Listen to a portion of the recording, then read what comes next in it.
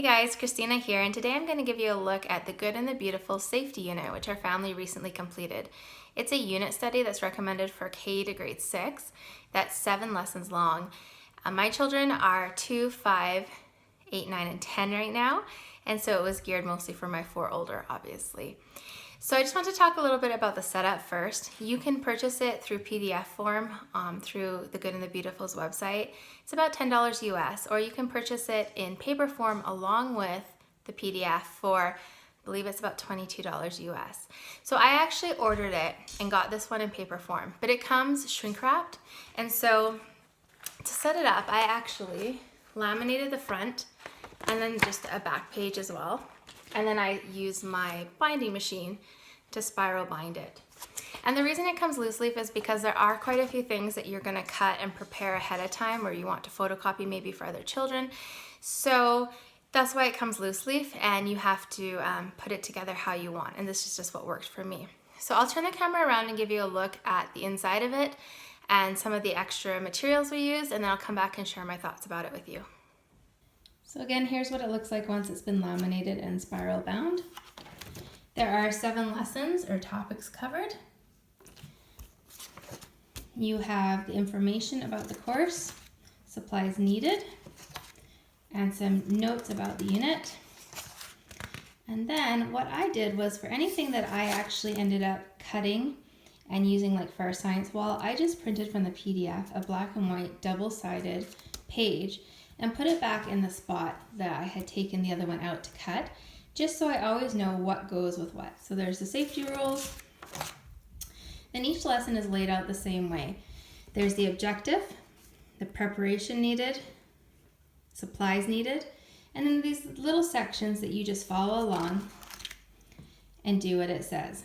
So part of this is a science wall, which I will show you in a minute. I'll just give you a really quick flip through here. So you can see the things that I have printed double-sided black and white, and the rest is just here. So it's very simply laid out. There is one book that goes along with the unit. That is this book here. That's an optional book.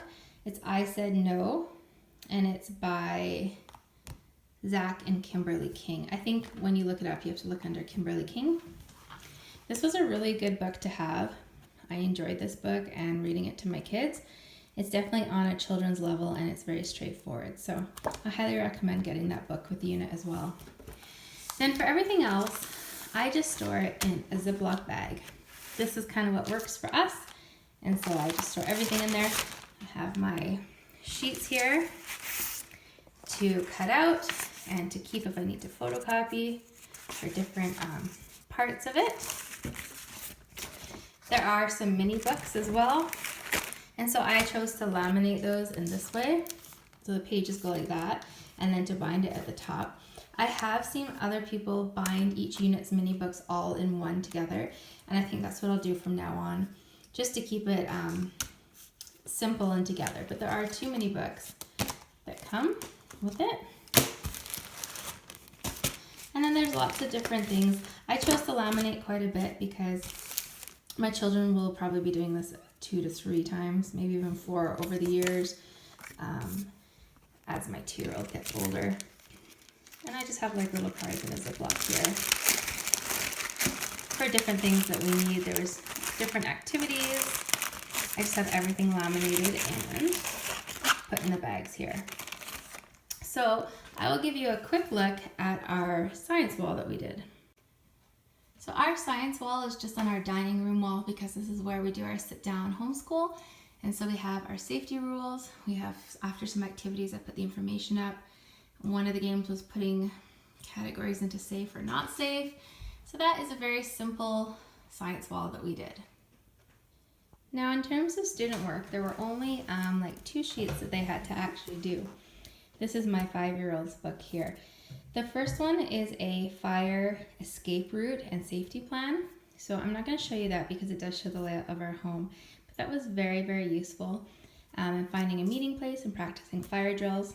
So that was a good one. And then the second one here is talking about internet safety. And so we traced her hand and I wrote this stuff out for her. But my kids just did the same thing, my older children. That was really the only student work that there was with this unit.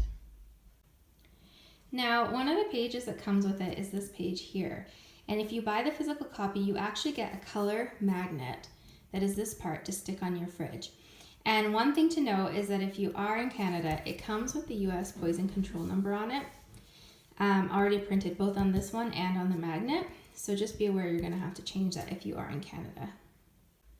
So now that we're actually done the unit, what I will do is I will find a clear, not quite a file folder, I'm not sure what it's called, like a clear envelope to put all of this in together that closes, and then it will stay sealed. I'll put the book on our shelf with the other resource books because we will do this unit again, but not for some time. So overall, we really liked using this unit study. I felt like it was very basic and straightforward. It's affordable, and it gives a good foundation for kids to kind of have some of those basic safety rules. There was a recommendation to visit your local fire station. We were not able to do that. And then we had to make a few changes along the way. Which unit? Oh, the water and electricity unit. We actually don't have above ground power lines where we live, and so we had to do some adjusting for that, as well as the natural disaster unit.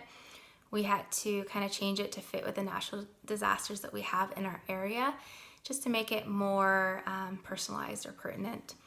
And then also lesson number 4, which is God gave me a body.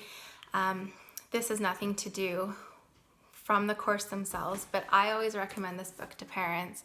This is why I didn't say anything by Sheldon Kennedy, and for older children to read as well. Just a really good educational book as a parent to read in terms of that.